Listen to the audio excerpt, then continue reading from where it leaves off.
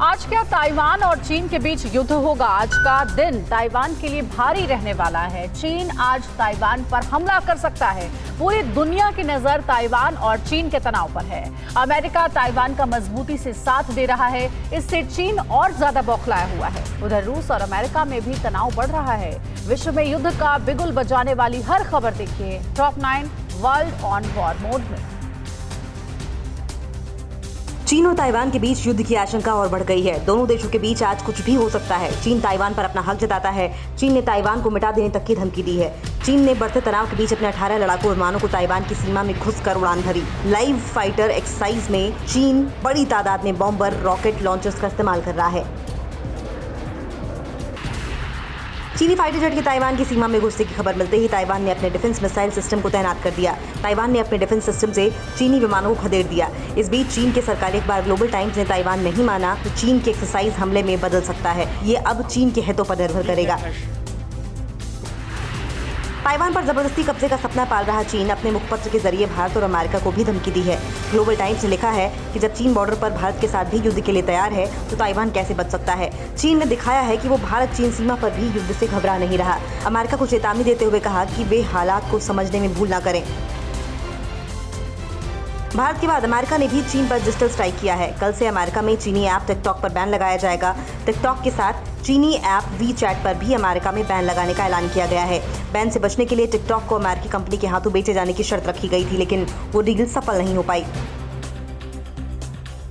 दुनिया के लिए खतरा बने उत्तर कोरिया के तानाशाह किम जोंग उन अब कोई नया विनाशक परमाणु हथियार बनाने का दावा कर रहे हैं, जो कि पूरे अमेरिका के किसी भी शहर को तबाह कर सकती है।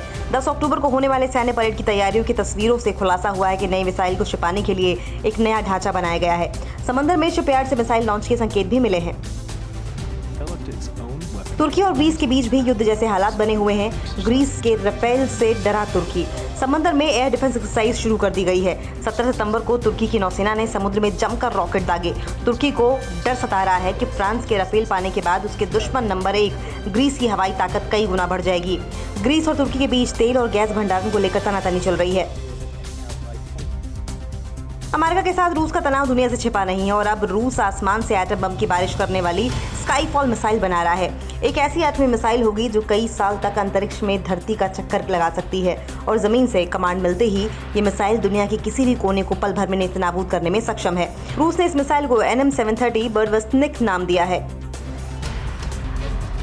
बेरिंग महासागर में अमेरिका के बम वर्षक विमानों ने रूस के MiG-31 को टारगेट किया। रूसी फाइटर जेट ने अमेरिका के बम वर्षक विमानों को तब तक खदेड़ा जब तक कि वो रूस की समुद्री सीमा से दूर नहीं चले गए। इस बीच ब्रिटेन और रूस के बीच भी उत्तरी सागर में तनातनी बढ़ने की खबर है। ब्रिटेन ने उत्तरी सागर के पास रूसी एयरक्राफ्ट की हलचल बढ़ने के बाद अपने फाइटर जेट तैनात कर दिए हैं।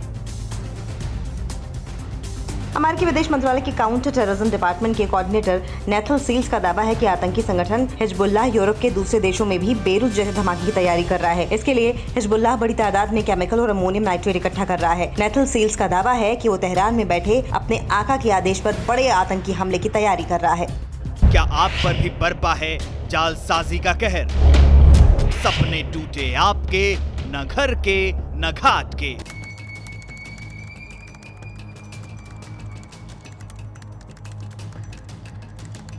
देखिए लूट घर हर रात 9:30 बजे। फिक्र आपकी,